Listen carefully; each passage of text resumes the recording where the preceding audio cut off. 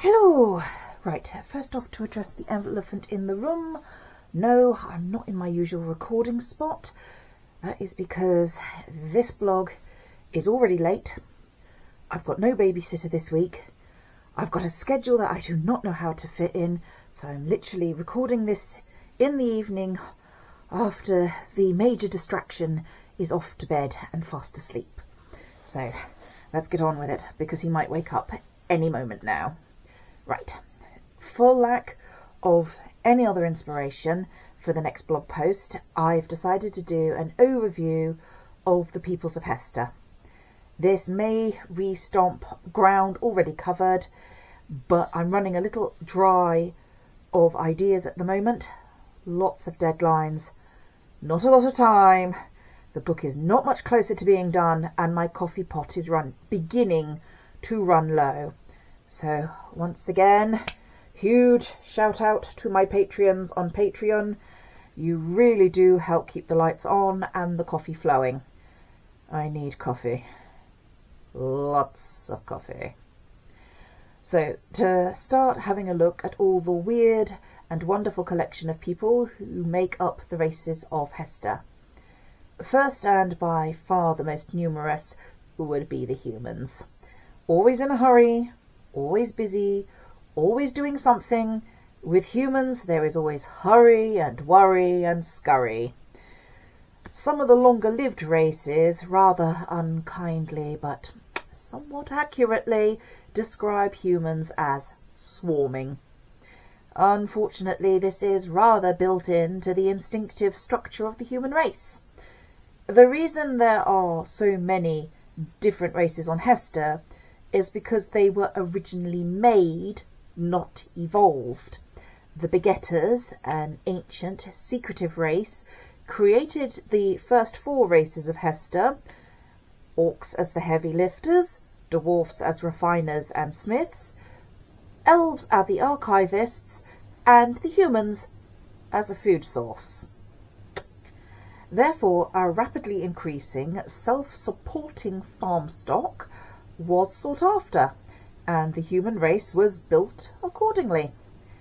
Unfortunately, now that the Begetters have fallen, there is no one to cull the stock, and so the numbers ever increase, pouring out across the world and coming into conflict both with themselves and other races. Not only do humans have a vastly increased breeding rate, but they also have an insatiable drive to compete. Like all farmers, the Begetters kept the best of the breeding stock and culled from the least useful, taking out the most sickly and those that displayed behaviour that endangered the herd. Therefore, humans, and particularly men, competed harshly to prove that they are worthy of the breeding rights, to prove that they are worthy of life. Lacking the original drive for these instincts, they have metastasized into the greed of wanting more and more and more. The race is no longer to simply stay alive, but to rather to have the most, to gain the most, to hoard the most. In that way, it is unsurprising that humans and dragons have the greatest amount of conflict. Their avarice and greed are matched perfectly in each other, and so the competition builds and spills over into violence. One has to wonder if dragons are the only creatures capable of curtailing humans' swarming might. In conflict with other races, even those such as orcs and the giant insects of the world, humans seem to be able to always win. The losses may be horrifying, the ground littered with the dying and the dead, but the swarm continues, riding over and pulling down much bigger creatures than themselves. The human need for conflict is so great that they'll even invent reasons to go to war with each other. Due to their wide distribution, the human race has diversified and started adapting, evolving, to better fit the terrain they find themselves in. Due to this, those that live in the tropics have skin of a darker hue, while those that live far in the east have a golden tone. These are natural adaptations to the diverse environments humans have found themselves in, and yet some humans have used the differences in appearance as an excuse for exclusion, persecution, and outright war. It is the same with culture. Culture is a method of conducting agriculture, law, custom, and belief that serves the community the best in guaranteeing the greatest number of people survive long enough to produce children and preferably see their grandchildren at least born. Due to differences in terrain, climate, and available materials, cultures can differ greatly, sometimes even within a country, as some countries have quite distinctive microclimates. And yet, somehow, many different groups of humans are convinced that their way of conducting life is the only correct and righteous way of doing so.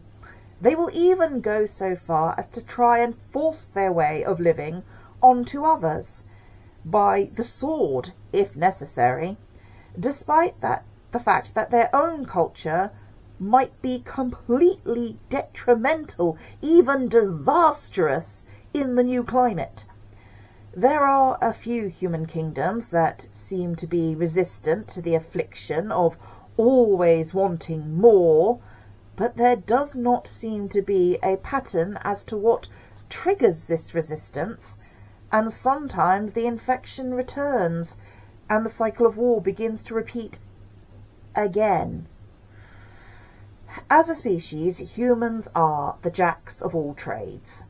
Though the likes of the Shahib elves will sneer and say that humans master nothing of what they attempt and are noisy, brutish, and smelly into the bargain, one has to admit that perhaps it is not so much the individual achievements that should be counted, but rather the collective effort that should be admired.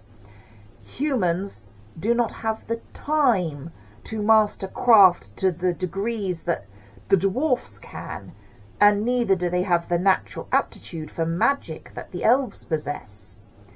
Humans are not as tough as the orcs and orc children, and they don't have the sheer quickness of the goblins, and yet they thrive. Humans may be the jacks of all trades and masters of none, but they do appear to be better than the masters of one. Despite the disdain the Shahib and Metasan elves display for the human race, there are a few cases of half-elves, and occasionally elvish features appear in human bloodlines, suggesting relationships in the past. The high elves and forest elves rarely recognize these human-blooded children. Of all the elvish races, the Shalumi of the Great Depression seem the most comfortable with admitting to the existence of these children, even allowing the couples who create them to remain within their communities.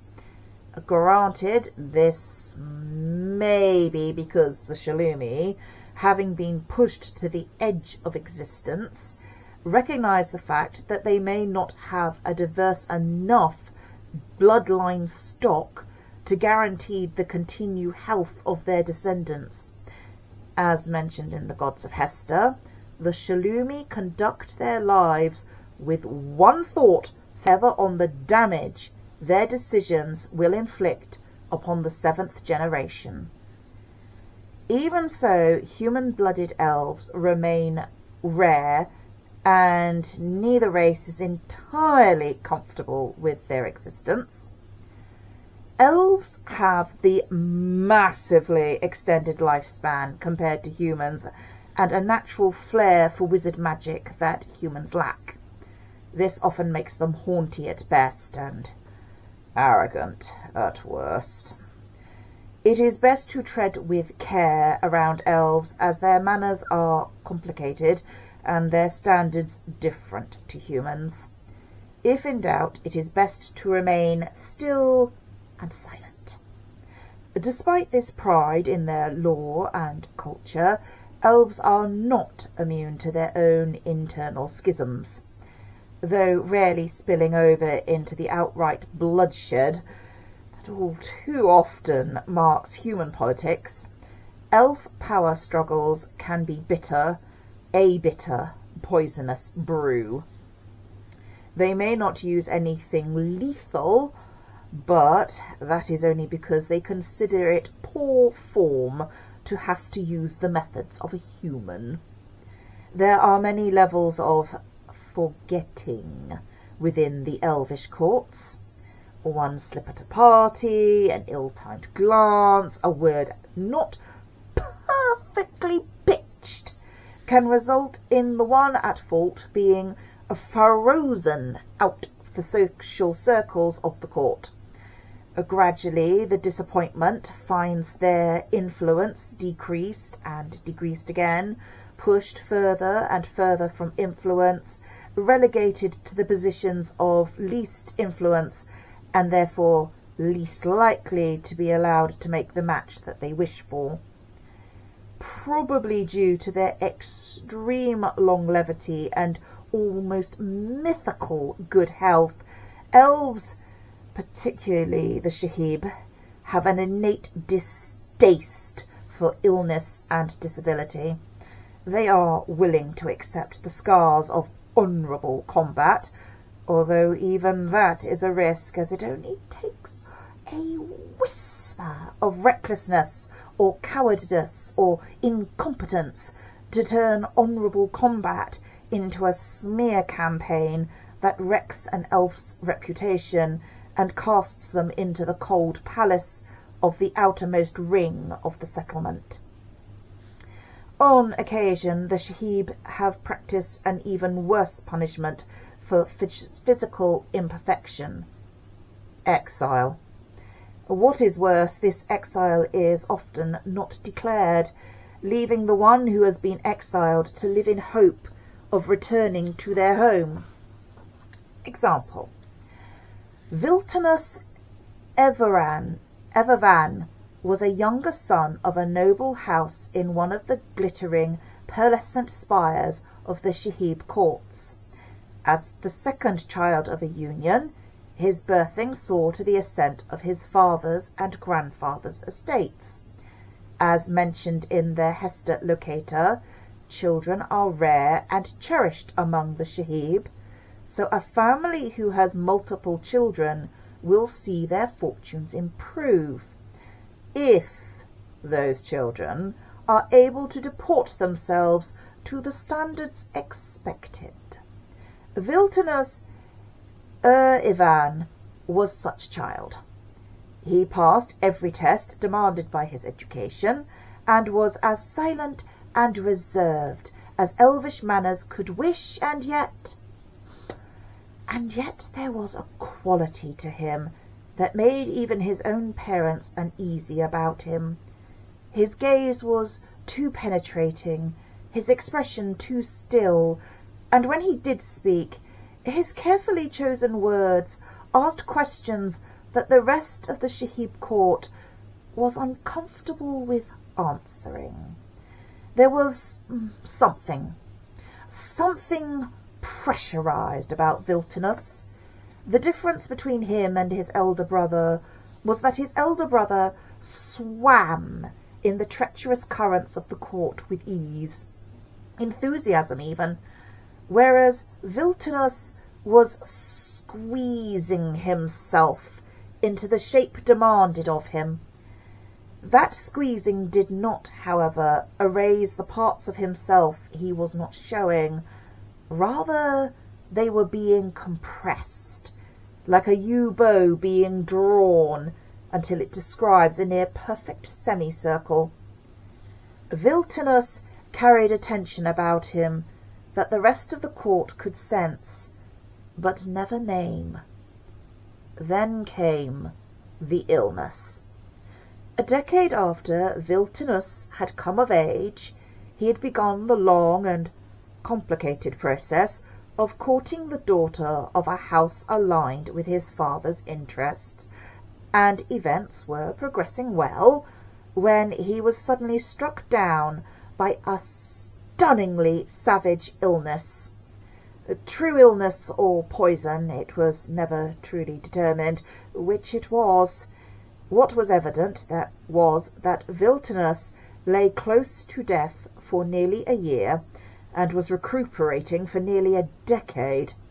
When he finally returned to public duties, the court was horrified. Viltinus had been aged until he looked older than his grandfather, hair gone from the bright silver of his pupil to a dull zinc, crowlines, a phenomenon not seen among elves, gathered at the corners of his eyes and mouth, and worse, his hands trembled, particularly in the cold weather of autumn and winter. When he spoke, all could hear the edged growl in his voice that the illness had left behind. Within weeks, rumours began that the illness had somehow imprinted him with the barbaric blood of humankind. Before the year was out, his father arranged for him to become the ambassador to the human court of Far-Ansar. Far-Ansar is one of the largest northwestern countries, and its north coastline forms the first point of contact south of the sea route that separates the Albion homeland from the mainland. Therefore, it historically acted as the buffer zone between the land of the elves and that ever-expansive empire. Only a couple of times in history were the forces of Albion able to punch through the Far-Ansar lines and dig into the Elflands. The elves will not admit it, but they found themselves hard pushed to survive these campaigns, especially as they could not replace the losses as quickly as the humans could. In a war of attrition, humans will always win against elves. Due to this, the Shahib courts were forced to keep pseudo-friendly relationships with the kings of Far-Ansar, and Viltinus Erivan was sent to be the spokesman of the Shahib in the human court, as there is still a fear of the ghoul court of Albion, or worse, a descendant of Armasar Mockblight coming across the ocean to try and bring another country to total smash. The farewells between Viltinus and his family and betrothed were cool, but that was not unexpected. Affection is not a feature of life in the Shahib courts, and his illness had made his father's influence in the court unstable. He adjusted to life in the human court with the same silent watchfulness that had marked his behaviour in the Shahib court, learning the language and customs, but it was always a performance. He was an outsider looking in. He wrote official reports to the Shahib court, more personal letters to his family, and his most personal letters to his betrothed, when the weather allowed his hands to remain steady enough to hold the brush to shape the characters of the Elvish alphabet. Thus it continued for many decades, with Viltinus maintaining his aloofness, writing his reports, and waiting to be recalled to the Shahib courts. The human officials who interacted with him reported in their own language the same thing that the elvish courts had noted, that tension, ever more marked now after his illness, the sense of something pressurized behind his cool mask. The only one who saw something else in him was Morwenna Flamesong. Morwenna was a survivor from a travelling circus that had been attacked in the mountain passes, and her presence is probably why the survivors were sent to the capital to become performers in the court. She was one of the Two Red. These people will be described in greater detail later, but the outline is that they came into being after the Day of Destruction scoured the burning continent. In some societies, their existence is considered an evil that needs to be stamped out as quickly as possible. In others, they are considered curios, and fortunately for Morwenna, the court of Far-Ansar was one such place. Her appearance and skill as a dancer certainly earned her bread in the court. He watched like a man ashamed of his watching, and tried to keep away, but court functions did not allow for total avoidance. That, and Morwenna had some skill as a healer, and was the only one who could create and administer a salve that calmed the trembling and pain that racked his hands during the winter in the snow-prone latitudes. Under her administrations, his condition finally began to ease, even if it meant his interest in her was fed. An elf's control and self-discipline are legendary for a reason, but there is no doubt that Morwenna was aware of the fire burning under the snowbank, even if Viltanus was trying to smother it below the cold. The tension might have held forever if it had not been for a misplaced letter having been bundled by accident into a missive sent from the Shahib court.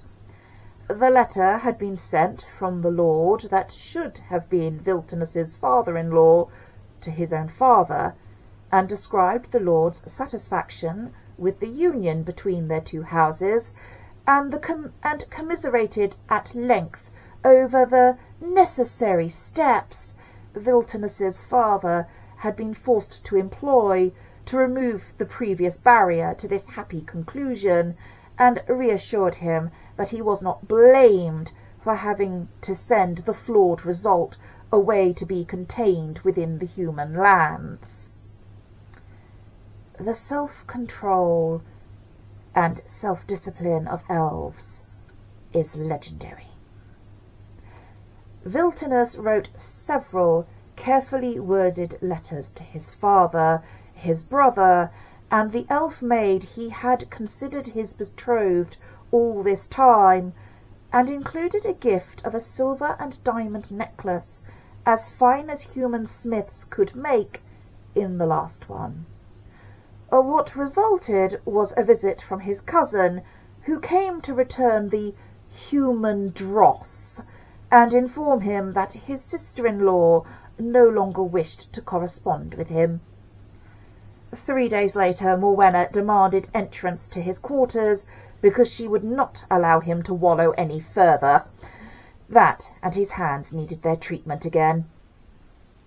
In a strange way, the humans did not seem at all surprised when it became open knowledge that the elvish ambassador and the Two Red entertainer were interested in one another.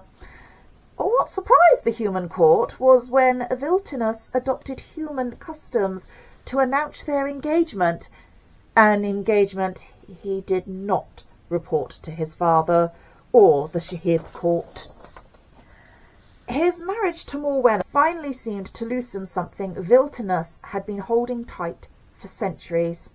He was still quiet and considered in both action and word, but there wasn't the terrible, icy stillness that he had been holding rigid for so long, and he began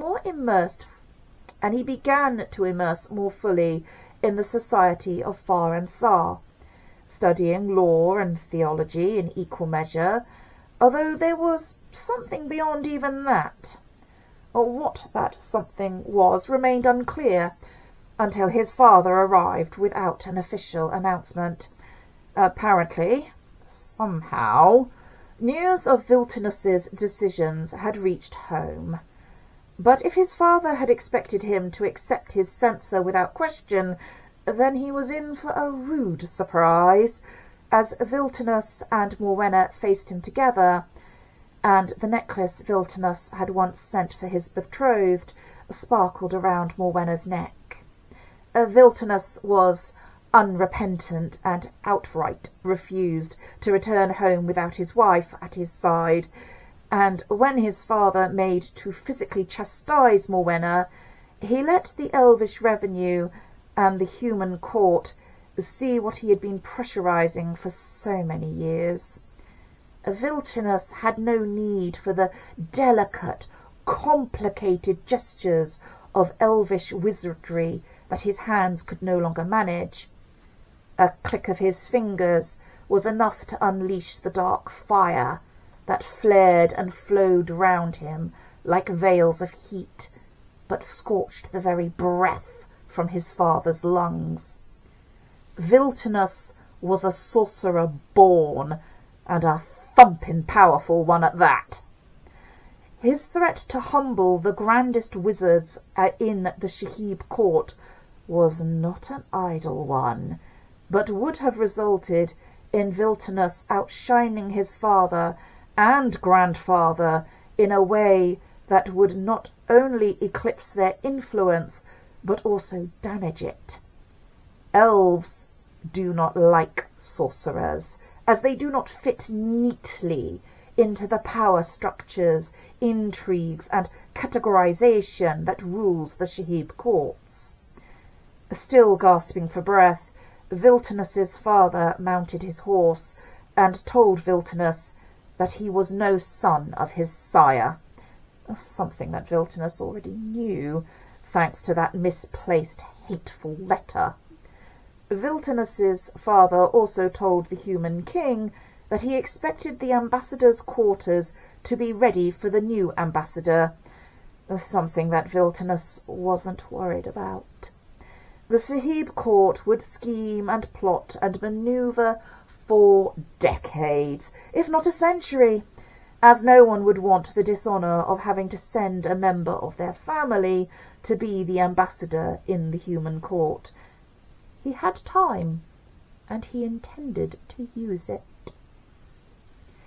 By the time the new elvish ambassador arrived in Faransar, the twins were 10 years old, their younger brother was 8, and the youngest twins were just beginning to toddle.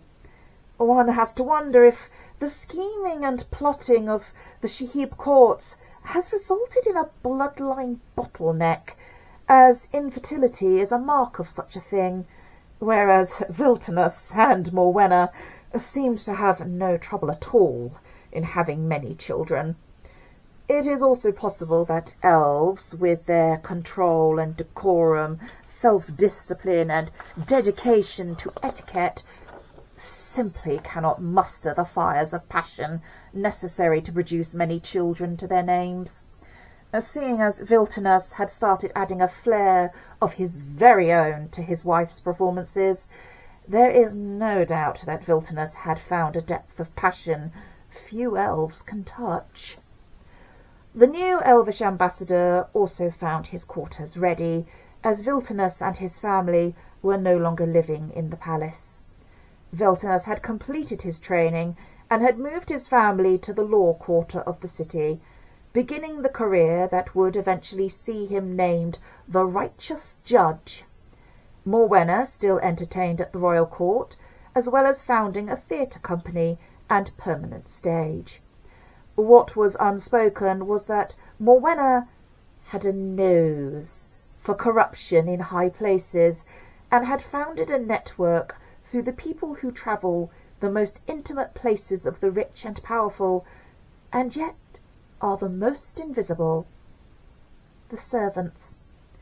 The work was slow, as Viltinus cautioned care to make sure they were not suspected, But between them and the royal family, they slowly began to undo decades of corruption and nepotism that had been steadily undermining the authority of the crown and choking the reforms necessary to guarantee that the rewards of commerce were fairly shared between the few and the many who served them.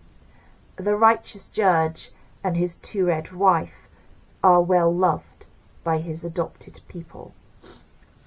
The two red, as mentioned in the above example, came into being after the day of destruction scoured the burning continent. They are a people touched by the twisting of the ley lines that racked the world at that time. In the first 3 decades after magic was wrenched sideways, malformed births among man and beast were common. Indeed, many of the hybrid chimeras and monstrous beasts were created during this time as magic destabilized and nature twisted out of shape. For nearly a century, all magic users had to be careful to avoid their skills turning on them and destroying them, or worse, turning them into monsters. Though this time of instability has calmed and settled, the effects are still running through the life stream of Hestia herself. The two reds are one of the results of this. In appearance, they are very similar to the race of their parents, though at birth there is always an obvious sign of their true nature, besides their skin colour. They all have tails that continue the length of their spine. In some lands, these children are disposed of the moment they are born, some going so far as to fill the babe's mouth with ash before they can cry for the first time. In others, they are accepted as curiosities, but rarely as full citizens.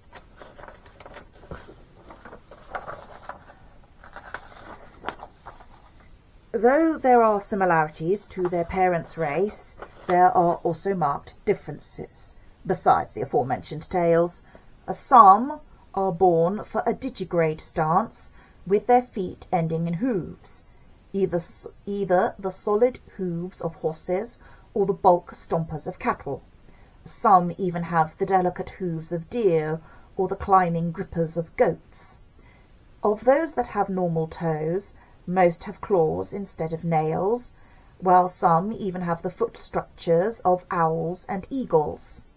Either way, two red prefer to go unshod, and they are surprisingly quiet and graceful when they walk. Their skin colours are exotic and unusual, ranging from cerise pink to purple to blue. Some have even been green, leading to misidentification as orc children. Black as the void or white as snow are also possible. Though their hair is usually a similar colour to their skin, countershades are possible. Morwenna Flamesong, wife of the righteous judge, had skin the colour of amber in firelight, but hair the blue-black of a raven's wing. One of the most distinctive features of a two red is the set of horns that grow from their brows as they age. These seem to develop differently from individual to individual, and appear to be connected to what the individual dictates their life to.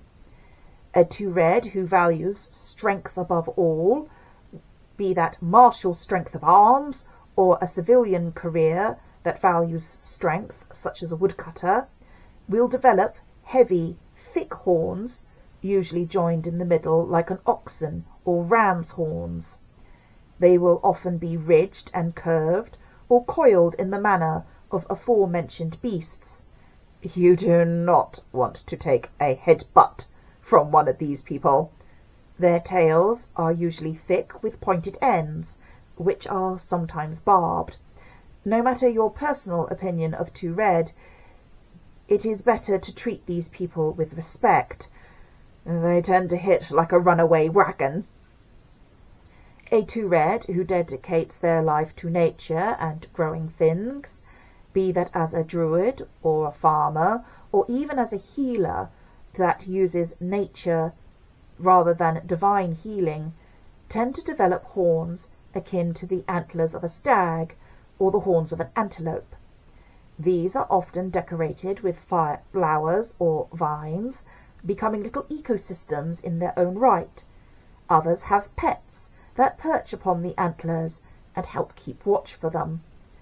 The end of their tails often develop a fur tuft like a lion's or a kirin's tail, depending on their age and their dedication to nature. Two reds who take to academic pursuits, be that of the mundane or magical variety, usually have small, asymmetrical horns, often with a second set developing once they start applying or practicing in their field.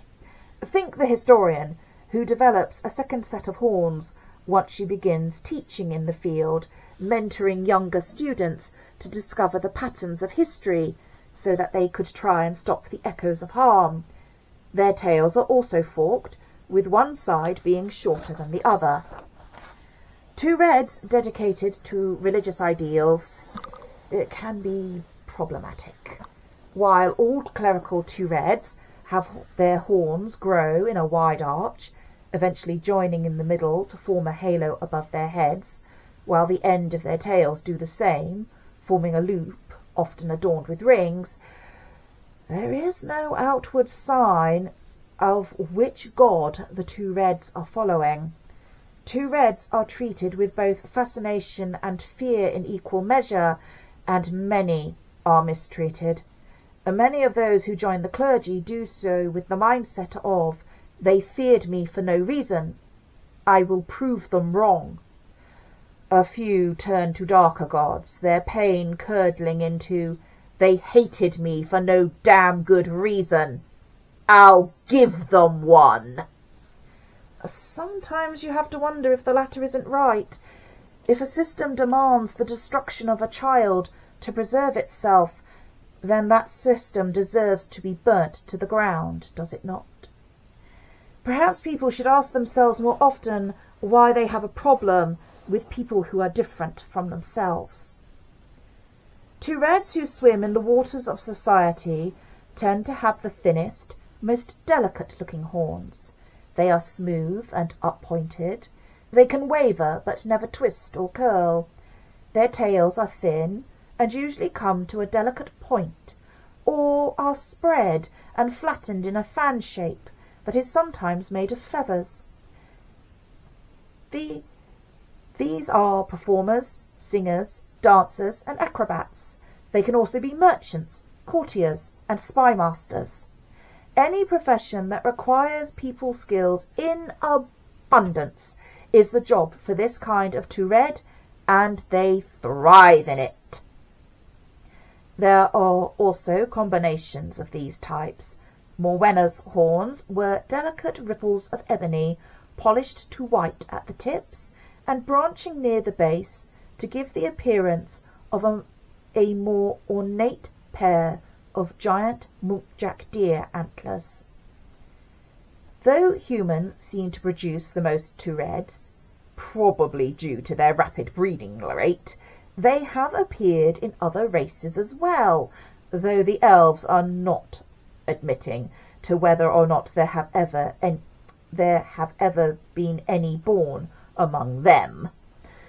One of the lesser-known qualities of the two reds is that they have a high resistance to heat and fire, even their hair refusing to catch in the flames.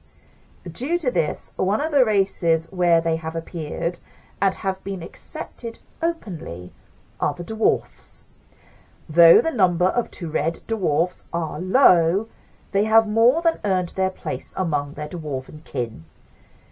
Usually blue of skin and red of hair, brows crowned with heavy ram's horns, they can work all day in the forge and foundry without tongs or heat protection, handling glowing metal with bare fingers, judging the temperature by feel, so that they know exactly how much force to put behind their blows to shape their work to their desire. The dwarfs were unsure as to how to respond to these different children to begin with, but they could fight and wrestle with the best of their crash mates and roll with the punches in just the way their parents wanted them to. A dwarf Tured's horns start developing a lot sooner than the horns of most Tureds, so their crash mates learned early to not try and headbutt them. Once their abilities with heat and forge were discovered, then many dwarf parents decided that they were as proud could be of their different children. Once the eldest of the dwarf Tureds drank his grandfather under the table at his coming-of-age party, their reputation was assured. Dwarfs are short, usually 4 foot tall at the most, barrel-chested, thick of limb, and heavily bearded. Their manners are brusque and sometimes abrasive. Dwarfs favour straight talking. They do not like twisty language. If you have something to say, then spit it out straight and say it plain. They are people of their environment. Mines do not lend themselves to much talking, and neither do foundry and forge. You need a big voice and short words to be heard over the clash of pick and the ring of hammer. Despite this, under their hard shells, dwarfs have an appreciation for beauty and grandeur. It is just different from the elves. Whereas elves favour the flowing forms of nature, dwarfs favour geometric shapes and repeating hard patterns. They are also good singers, but again of a different sort. Whereas elf music is ethereal and played on pipe and string, floating over the land until you can hardly tell where music begins and the sounds of nature end, dwarf music favours deep, pulsing rhythms and big-voiced brass instruments, the sort of music that announces itself with no uncertain terms and demands your attention. Dwarves love mighty anthems and bellowing shanties that can keep the work gangs pulling in time and stir the blood as the tankards clink afterwards. Dwarves favour hot meat, strong ale, and work that makes you sweat. Strength, grit, and sheer bloody-minded determination are the values of a dwarf. They are also dwarfs may not live as long as elves, but they are longer lived than humans, and they trust slowly. For every day they suspect you, you must give a year of dedication to earn their respect. About the only way to shortcut this condition of their respect is to save a dwarf's life, be that in battle or disaster. Dwarfs take their debts very seriously, and the only thing more valuable to them than their own lives is the lives of their children. If you can save the life of a dwarf child, then your family will be able to call upon the aid of the dwarf clan for eternity. Dwarf children are raised more communally than most children, as both parents rarely give up work entirely, though parents of young children have much shorter shifts at the forge. As such, there will be creches near the forge and foundries for the children to play in while Ma and Da work. The play of dwarf children involves a lot of rough and tumble and physically trying their strength against each other.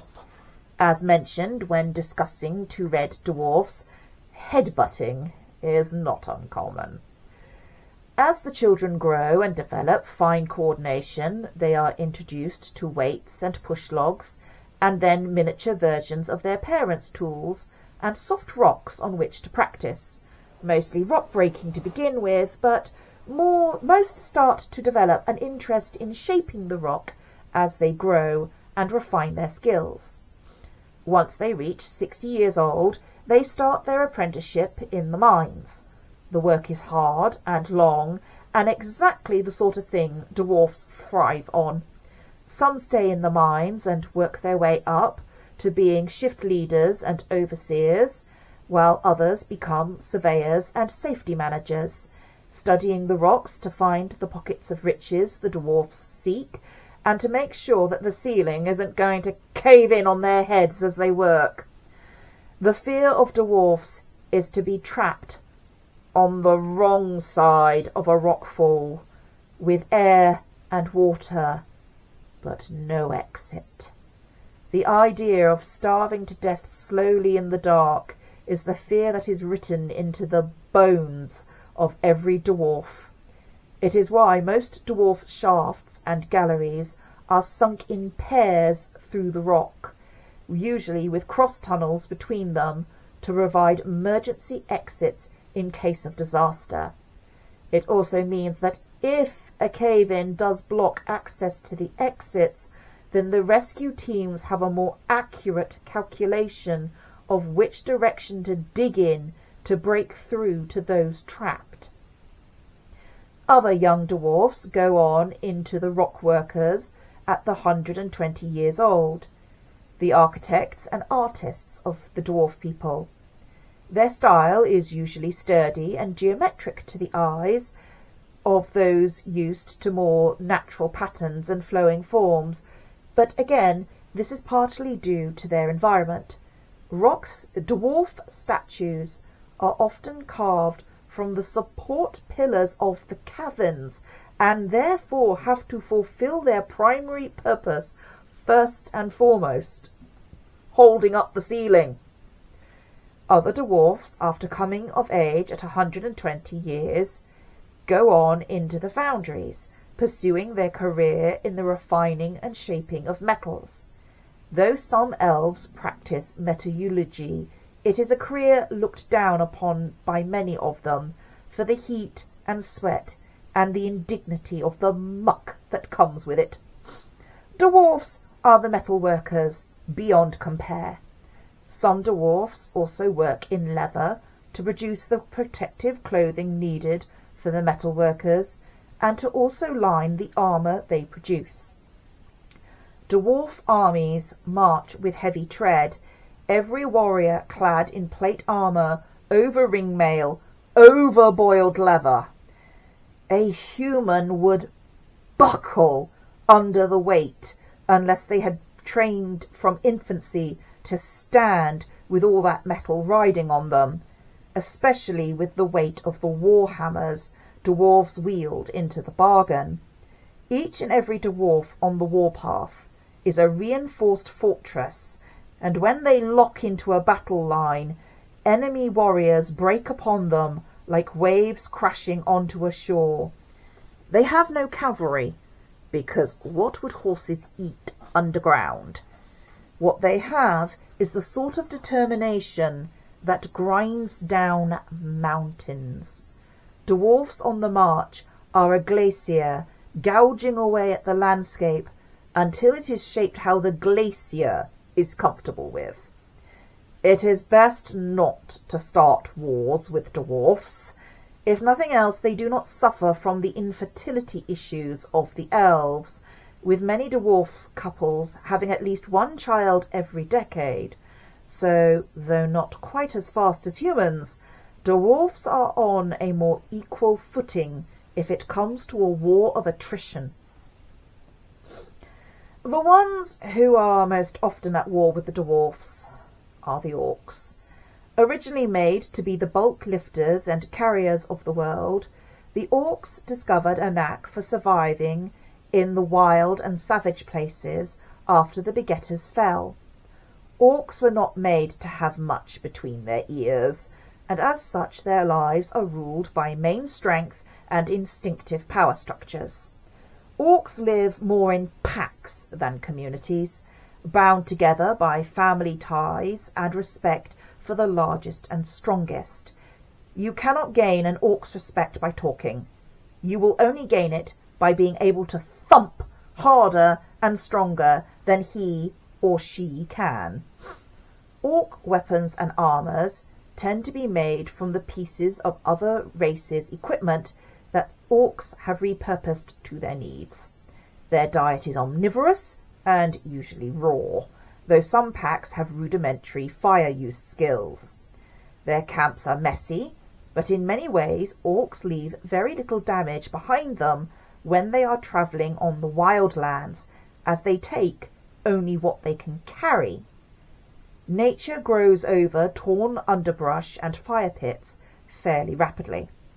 It is only when orcs become raiding into more civilized lands that they start becoming problematic.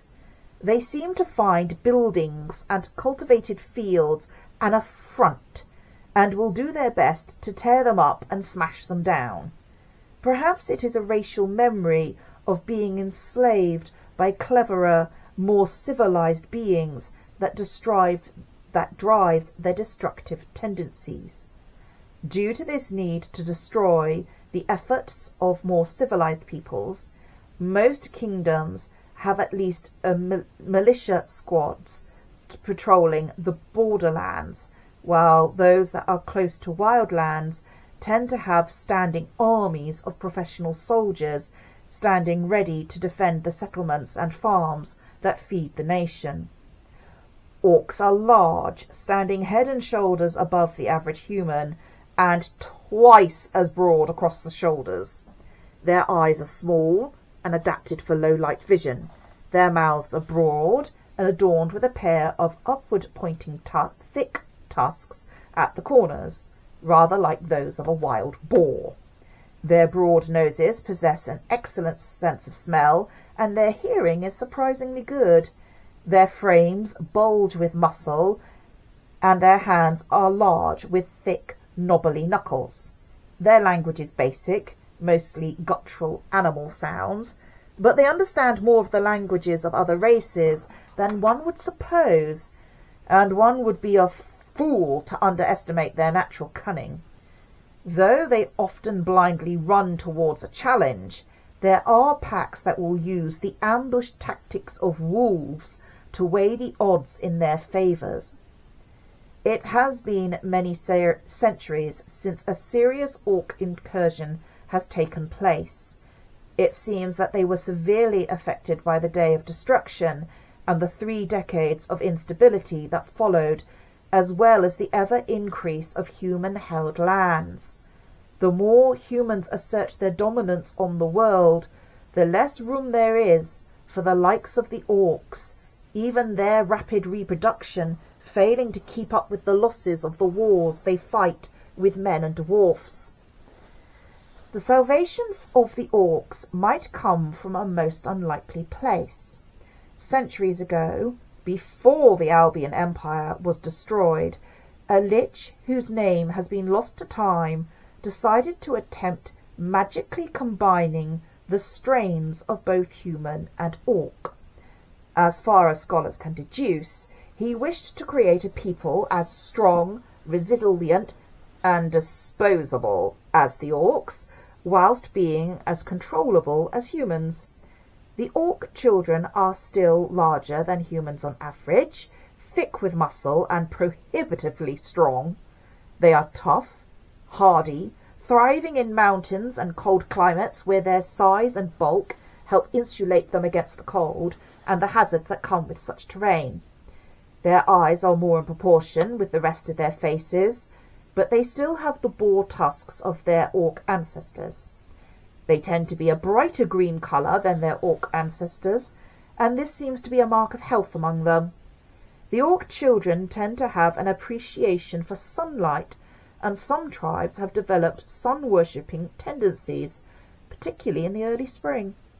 Orc children are still not as far along in developing their own culture as other races, but they are more organised than their orc ancestors, building huts of wood and cold tanned hides, as well as palisades of sharpened logs in rudimentary settlements. They have a strong grasp of fire usage, favouring roast meat and baked tubers for the mainstay of their diet. They do not cultivate the land, but some tribes are developing a sort of gardening habit, carrying a seed stock of roots with them when they move, and planting them in the new location. They are also developing a rudimentary skill at making beer, although they appear very vulnerable to more distilled beverages. Already mentioned, they are developing the techniques for cold tanning hides, though they prefer to leave the fur on, so their tanning work does not smell as bad as many human communities. Tannins are extracted from acorns, oak galls, and cold soaked into the hides. Softening is done by folding and chewing, and is a task often done in winter when blizzards and avalanches mean that the tribes can't travel. Though most orc children gain their metal weapons and tools by either taking them or bartering for them from other races, some tribes are beginning to master the skills necessary to smelt and forge their own. These tribes are also showing signs of mastering charcoal burning and cob construction. These tribes are often found in the swampy, marshy terrain at the foot of some mountain ranges, where humans are still not comfortable living as it is difficult to cultivate the ground. The orc child tribes of the mountains and tundra areas are usually more nomadic and temporary in their occupation of the ground. Due to their history, they have a long-running antagonism with the dwarfs. In the grand flow of time, it wasn't really either of the races' fault, just bad timing, location, and desperation. The orc children were desperate to get away from the realm they had been imprisoned in, following the watercourses upwards, and they stumbled into the dwarfs' realm without any intent to cause destruction. The dwarfs saw something that looked like an orc incursion, smelt like an orc incursion, and sounded like an orc incursion, and reacted as such. There has been bad blood between the races ever since. Orc children have a similar problematic relationship with humans, though for a slightly different reason. Orc children want a corner of the world where the land is big, where there is big prey, big trees, big rivers, and plants that can be brewed into good beer, but they are rarely left alone in those places. Just when they think they have found somewhere they'll be left alone, humans show up! In some places the orcs have won the contest, in others they have lost, and in some an understanding has been reached. The humans will leave them alone as long as the orc children are willing to trade across the boundary, usually swapping the hides and bones of big predators, gems, ambers, and salt for metal weapons and tools, woven wool and linen, as well as some foodstuffs. With the Metasan elves, they have managed to come to an unspoken ceasefire. They do not trespass into Metasan forests, and Metasan do not shoot over the border at the orc children. Will this arrangement hold? Maybe, maybe not. Time will tell. If any Tureds have been born among the orc children, it has not been confirmed, but it is a possibility. How the goblin people are related to the orcs is hotly debated and still not confirmed. The prevailing theory at this time is that goblins may be the seed stock that were then enhanced to create the original orcs.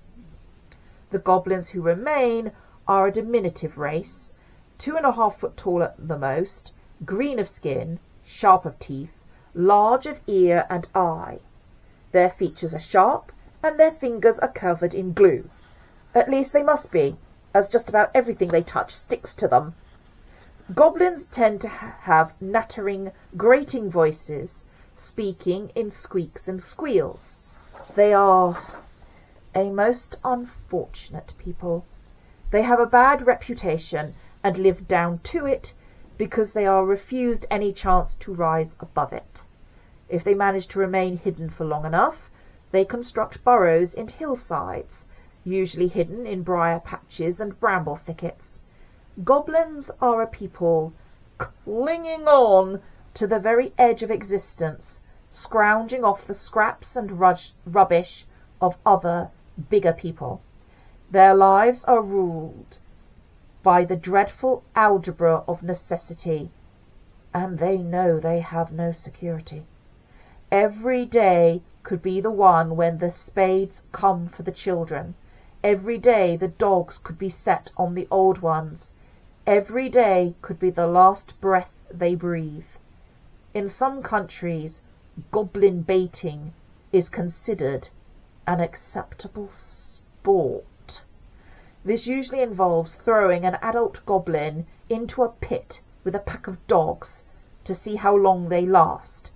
But sometimes it is a sack full of goblin children tipped into a pit with a single dog to see how many the dog can kill before the goblin pups can swarm together to either climb out of the pit or kill the dog. In other places, hunters will take a bagged goblin out and let the dog pack get a good sniff of it before tipping it out on the ground and letting it have a head start before the dogs are let off their leashes and set to the hunt.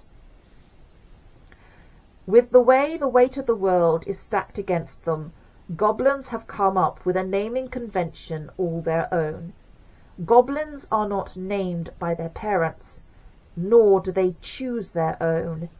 Instead, goblins are named after the first place they nearly die. This leads to names such as stab of the knife, stamp of the horse, kick of the boot, and even the memorable stink of the midden. Goblins are a people who are seen as things rather than people at best, and outright vermin at worst. Is it any wonder then that one of their favourite things to steal is alcohol, seconded by the weeds that some people smoke as a relaxant? I can quote a goblin as saying, "It don't make you hurt less, it just makes you stop caring that you hurt for a while." Goblins are a people ground down by the world, ground down to the point that even they think that there must be some great wrong in their racial past that means they deserve the punishment they receive. They don't know what it is, but they figure that must be why the world treats them so cruelly. If they have any thoughts to the next life, they don't share them. They are a people without hope, and whose fault is that? The common goblin greeting is cling. This is short for cling together or cling apart, but mostly cling on. A race that is clinging on better are the Goturi. Created by an apprentice of the Lich who authored the creation of the Orc children, the Goturi are a magically created cross between the goblins and dragonkin. They are the same size as goblins, bipedal with a digigrade stance. Their fingers are nimble, their voices high-pitched, their eyes quick. Their faces are echoes of their dragon ancestors, with purple nose horns, flexible ear fins, and pale, goat-like horns. Their wings, though small, are capable of lifting them in flight. Their scales are usually shining blue, and their eyes green. Their tails flick in cat-like patterns. They favour fringed trousers and loose, cuffless shirts, if they bother with shirts at all. Older members usually decorate their shirts with intricate bead patterns and wear long, knotted neckcloths. They favour voluminous overcoats. Both shirts and coats have to be specially tailored to accommodate their wings.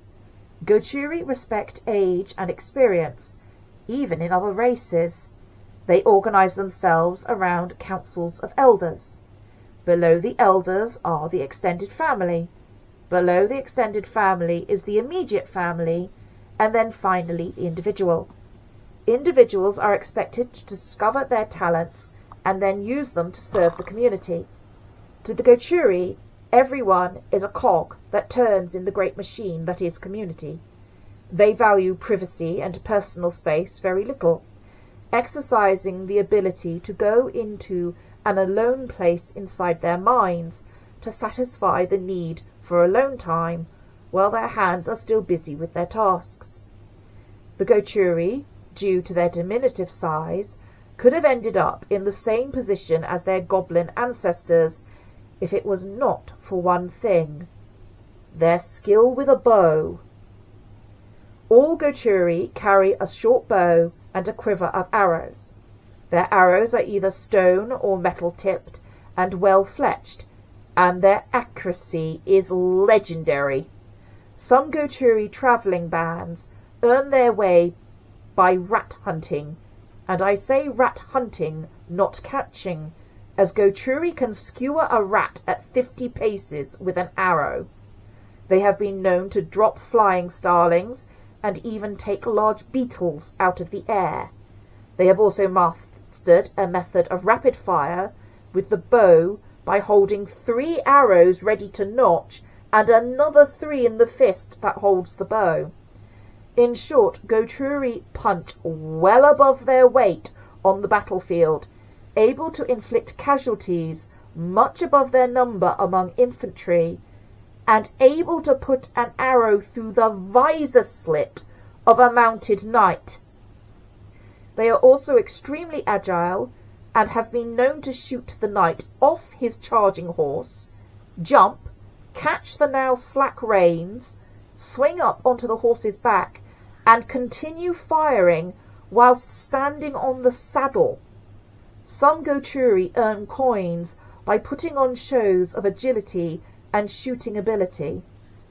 Gochuri are usually encountered as small bands of adventurers who are out to earn coin and buy supplies, as well as to see more of the world. They are usually plucky and upbeat, rolling easily with the turns of the world. Some even turn to the path of the mercenary, guarding caravans and merchant trains, their bows ready and their quick eyes watching. Gochuri are a small people who have earned respect in the world. Another small people are the gnomes. Again, it is unclear where the gnomish people come from, as none of the bigger folk have an origin story for them. Gnomes themselves say that they were here first, that they saw the tall people arrive, and that they'll see them leave. If this is true, then it is a possibility that gnomes are actually the base stock of dwarf, human, and elf, the ones that were altered to create all others. The gnomes reside most in the little kingdom of Moldwa. This fertile basin of rolling hills and farmland is peaceful and quiet, most of its population content, it appears, to slowly till the soil and grow what is needed for their daily bread.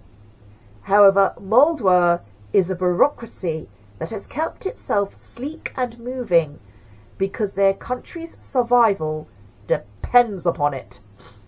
A small, soft country, Moldwa should have been snapped up years ago, and the only reason it has not is because of the 2 packs of assassin dragons that call the mountains around them home. Moldwa trades openly and extensively with its less fertile neighbours to have the coin to keep hiring said assassin dragons to keep them safe from the greed of said neighbours. The gnomes of Moldwa know that they are a small people, easily stepped on by the rest of the world, and they are taking steps to protect themselves against that outcome. Though gnomes found elsewhere appear to be jokers, and to never to be taking life too seriously, a wise person will realise that they are ever watchful and listen intently to everything they hear. The gnomish network spreads far and wide, and it is unclear whether Moldwa is the central hub of the web, or whether it is one of many hubs that interact with each other whilst overseeing events in their local vicinity. It behoves a ruler, merchant, or adventurer to pay attention to the local gnomes' quarter and to be on friendly terms with them, even if that friendship is not openly shown. After all, a secret friendship can yield more reward for less risk in the circles of politics. In the East, gnomes are common amongst the ranks of the children of Kronzin, and are often powerful practitioners of the runes of Kronzin, though, as mentioned before, the Tianjin Empire appears to be undergoing a period of social upheaval, and the children of Kronzin are being expelled from the land. What the result of this breakdown in the gnomish network will be is hard to tell at this stage, and it remains to be seen as to what has suddenly caused this change in attitude. If the gnomes know, they are not telling. Yet. The other concentration of gnomes appears to be the island nation of Opa. Here the people are divided into two different lifestyles. The nomadic peoples of the lower jungle terrain that live and hunt in the dense forest, their lives leaving very little mark in the plant life, whilst gnomes living in the high mountains dwell in cloistered cliffside communities, tilling and gardening the thin soil with care so as to not exhaust it. There must be some connection between these monastic communities and the rest of the world, as all the walking monks appear to originate from here. How they travel the ocean to the rest of the continent is unclear, but Moldwa does seem to trade in items that would be difficult to grow within their climate. Gnomes adapt easily to the culture of whatever land they walk in. Clothes, social structure, mannerisms, mode of speech, gnomes will flex with it all. They seem to make it their mission to be so unremarkable that everyone trusts them. The only ones who do not follow this trend are the walking monks. These child-sized monks wander on sandal-clad feet, their pale yellow robes layered over as many clothes as they need to stay warm. They seem small, defenceless as they make their solitary ways through the world, and yet no one seems to interfere with them. One has to wonder what magic they may possess beyond just being so amenable that no one has the heart to harm them. The question also remains, asking just what it is that they are looking for, but they never answer that query. The final major player on the world stage in the dramas between the races are the Dragon King. As mentioned in the Draconic Encyclopedia, some of the dragon species are capable of shape-shifting magic, taking on the forms of other races, though the common moniker this pastime is given rather hints at the most common form taken. Going human is frowned upon by some dragon species, dismissed by some, and revelled in by others. The most notorious of the dragons for going human are the tomb dragons, who use this ability to infiltrate civilizations to bring them to total and utter smash. Thankfully, tomb dragons rarely dally in more personal relationships whilst they are in their alternative forms, because the resultant children would reveal their true nature. At birth, dragonkin tend to be small babies, with some midwives speculating that this is to prevent the double shoulders getting stuck during birthing. Dragonkin look very like Goturi when they are first born, though their scales are usually the same shade as their dragon parent, but they grow rapidly, often overtopping their human parents by the middle of their second decade, with heavier frames and large horns upon their brow. They are intimidating, and know it. Many become defenders of their people, putting their size and strength to good use. The dragon species with the most dragonkin offspring are the tropic dragons of the great southern continent. Tropic dragons live longer than humans and dwarfs, but not as long as elves. As such, they share the understanding of time that the smaller races have, and see them not as pests, but as people. They are the most affectionate of the dragon species, and often count the ability to go human as the mark of coming of age. Some clans go so far as to dictate that their first children are to be born of unions with the smaller people, to tie the two races together and forge alliances to protect their lands. Therefore, tropic dragonkin have opportunities that dragonkin of other lines often lack. Whereas dragonkin from other lands often find themselves restricted by their size and strength, the social expectations ruling their existence, tropic dragonkin are encouraged to find their own paths. The two species have interbred so completely that there are rumours of creatures that look more like scaly men than dragonkin, as well as legends of the opposite of dragons. Instead of dragons who can go human, they speak of humans who can go dragon. No matter which career path a dragonkin chooses or the bloodline they descend from, they all try to increase the connection to their draconic ancestry, seeking to understand their connection to that level of power. If they manage to nurture the bond to the bloodline, then they will develop the ability to use the elemental weapon of their dragon bloodline. Thankfully, this is usually achieved only once they are old enough and mature enough not to misuse the ability. And there you have it, a deep dive into the races of Hestia. I hope you enjoyed this look into another source of all the drama that bedevils the King's Special.